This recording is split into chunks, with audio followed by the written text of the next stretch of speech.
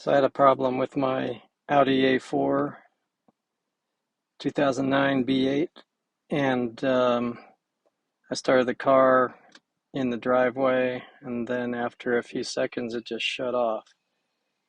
And I was able to get it started again and didn't have any issues later on, but then a few days later it happened again, and I started the car and took off to go somewhere. And then when I was out on the road by a stoplight, the car just died on me again. So I was a little bit frantic and tried to get the car started, and it didn't start right away like it did in the driveway. But I was getting all kinds of error codes and everything, and finally got it started, and I was able to drive home and get another car.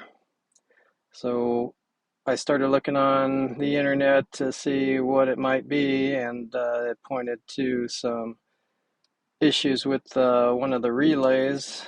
And this is what I found a TSB here for a whole bunch of models, and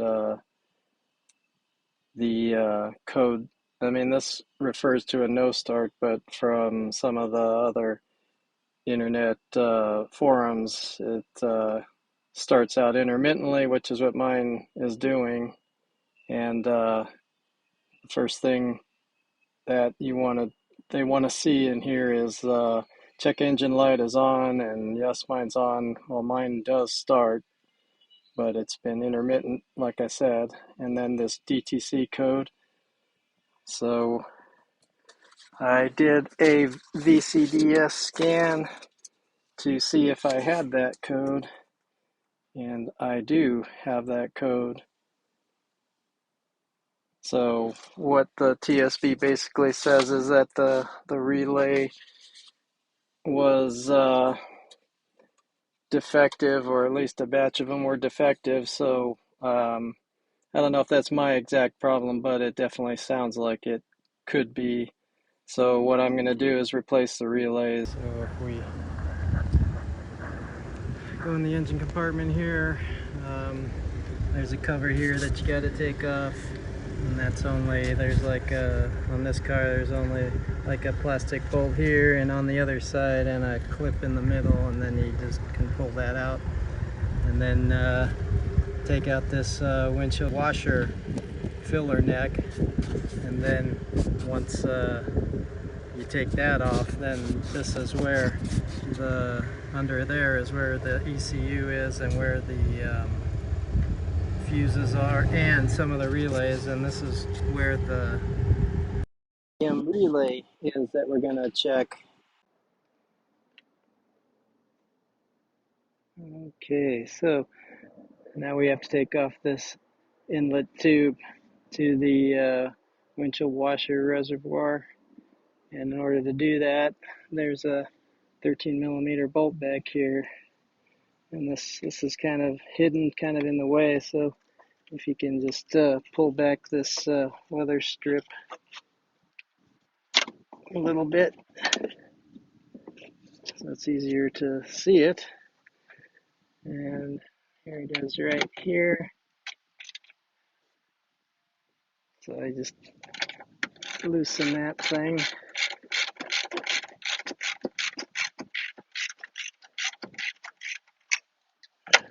Get it off.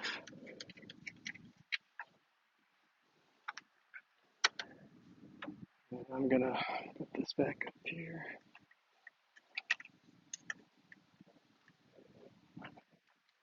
All right, once we get that bolt off,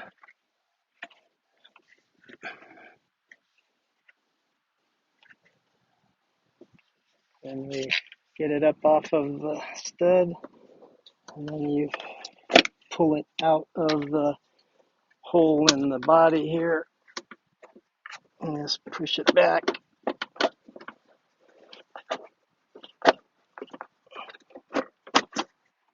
And get that out.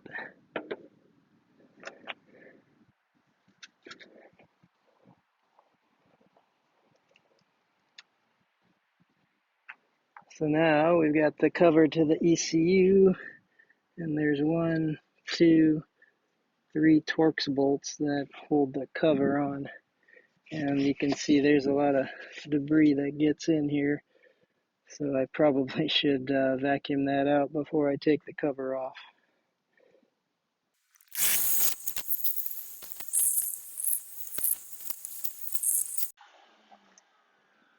Alright, that was fun. That's about as good as I'm gonna get it. So now we got a T27 Torx to remove these 3 bolts.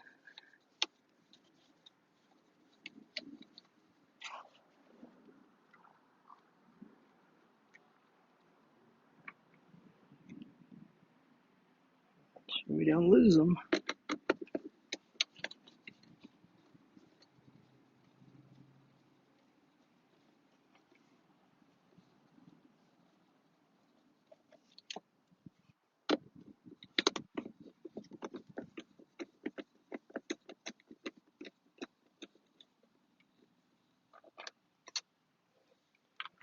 Okay, got those out.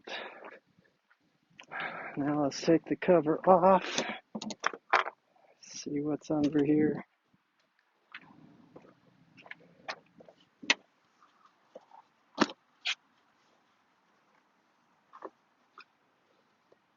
Okay.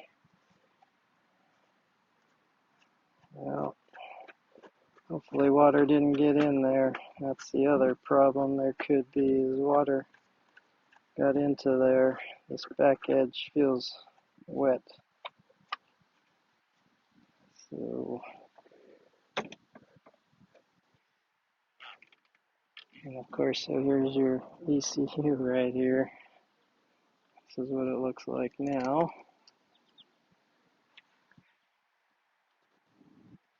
Got the ECU right here. Fortunately, it feels dry. And then you have to pull this out. And then underneath this is where we're trying to get to, where the relays are. So I'm going to carefully take this out.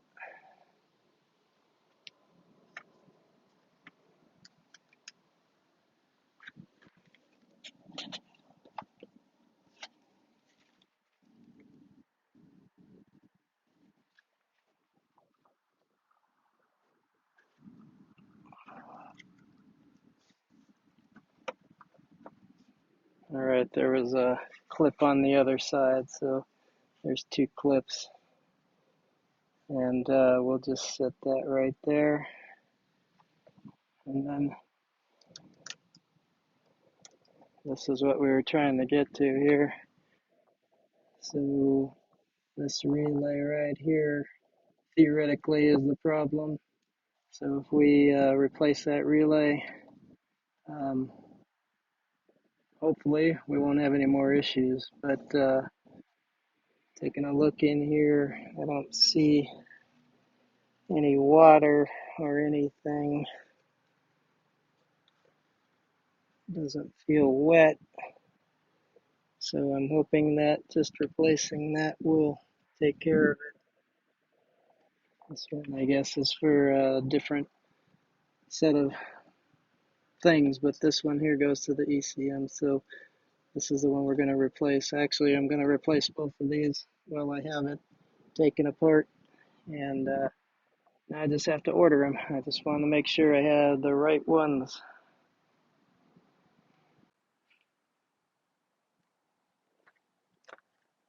All right, here we are outside again, and I went online to get the replacement relay. This is equivalent to the one that's in there theoretically, and like I said, I was going to replace both of the ones that say 643. This is the top of this one, so I'm going to remove this one.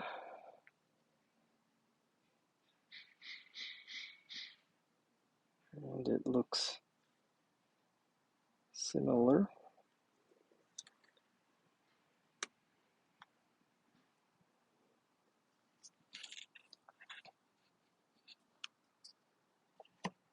I'm going to take out this other one.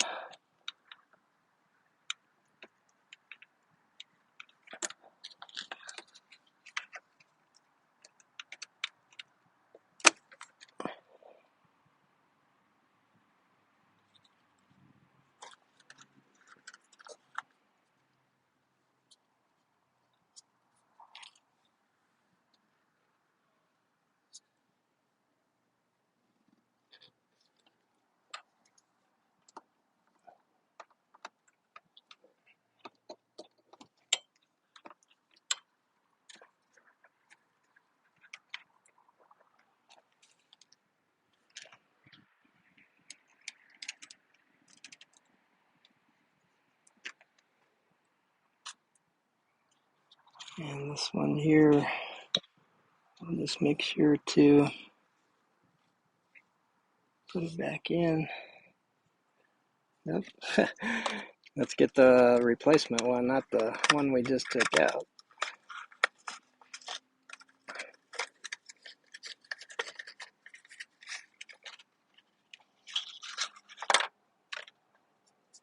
All right. So I replaced that one already.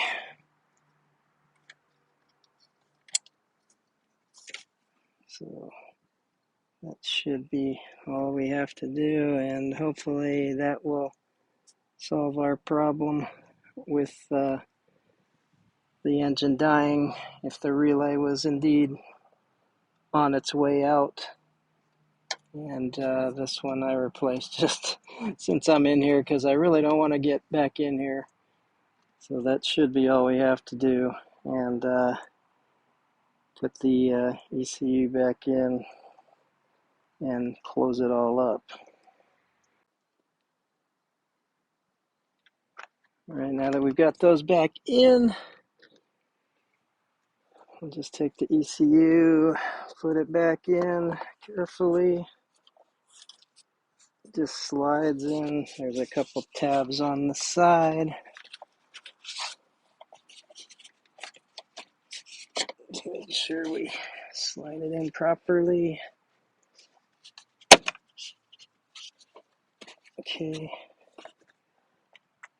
So we got it in. And then when I took it out, I did clean as much as I could on this whole cover. It was filled with a bunch of gunk. So I cleaned it all sides. So hopefully it'll provide at least a better seal if it was contaminated. And there's a little rock in there. So now I'm going to put it back on.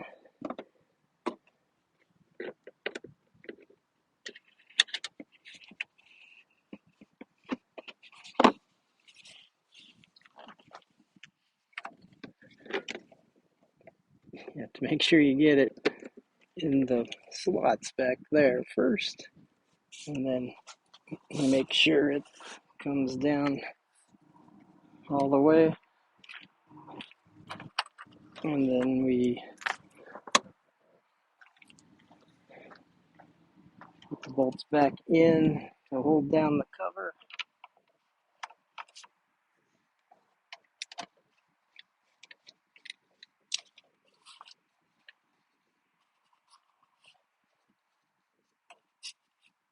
Make sure it's all the way down.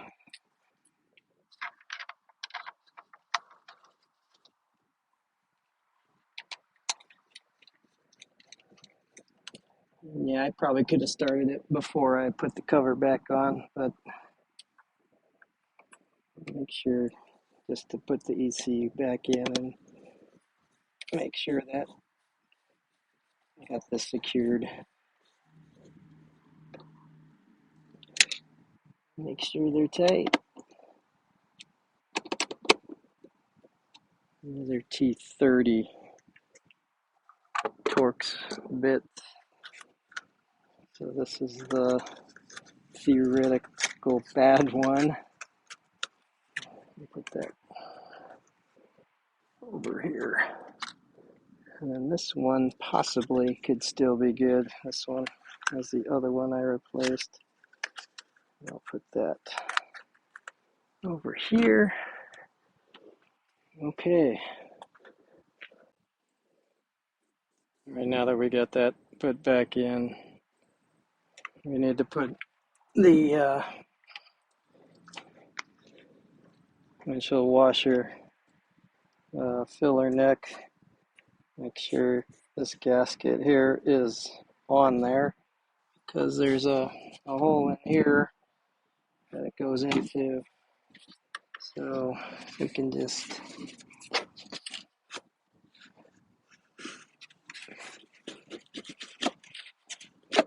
push it all the way in.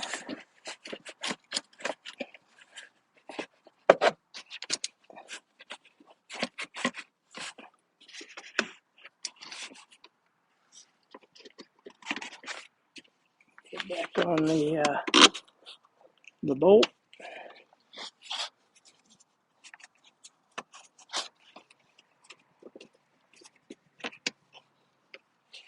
Okay.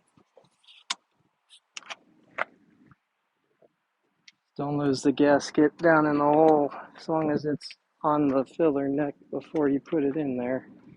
Get stuck in the hole over here and then get it out. Now I've got the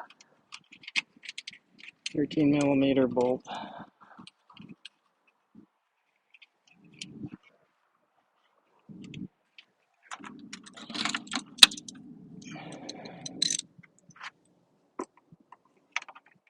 And this is, again, take this off to make it easier to access, because looks like they made a cutout just for that. But when that weather strip's in the way, it's harder to do. So let's get this put back on. Okay, that's back on. Now,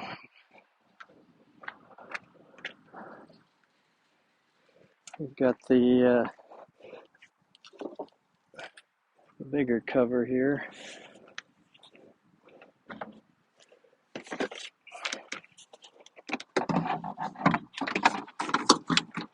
And that goes in there. And there's a clip in the center here, right here. It goes into this hole here.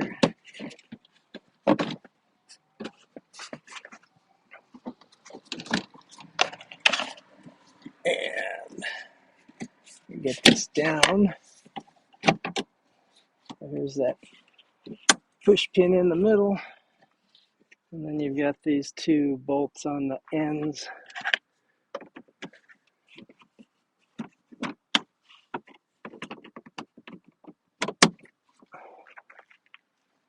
Those are just plastic screws, basically, that hold this down.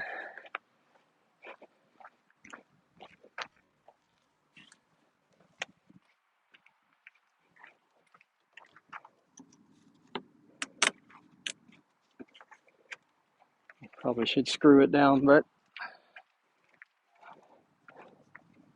push them on.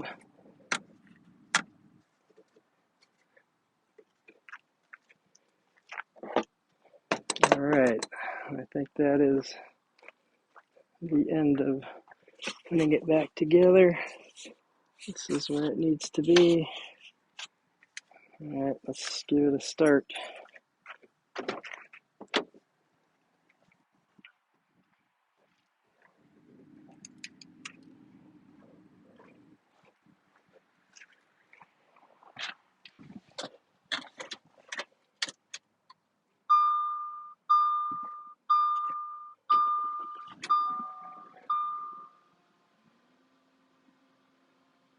Okay.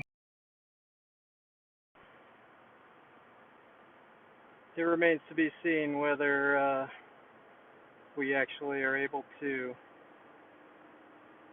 start this consistently and it doesn't die anymore, but I feel pretty confident that that's the issue, especially since the TSB mentions that specific relay, the J271 relay, and I did have that code.